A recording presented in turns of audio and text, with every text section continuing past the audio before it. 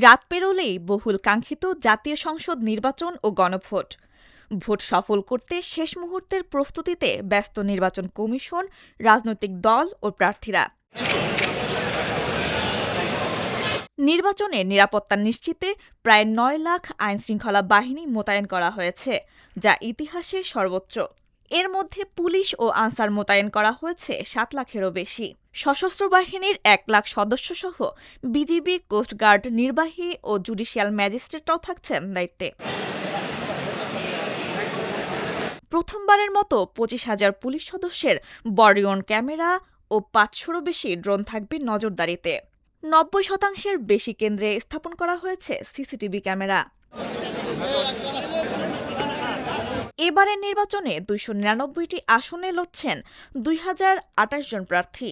সকাল ৭:৩০ থেকে বিকাল ৪:৩০ পর্যন্ত চলবে ভোট গ্রহণ। দেশি বিদেশি পর্যবেক্ষক ও সাংবাদিকদের উপস্থিতিতে এখন সবার চোখ ভোটের মাঠে। ভোটারদের রায় নির্ধারিত হবে আগামী দিনের দিক নির্দেশনা।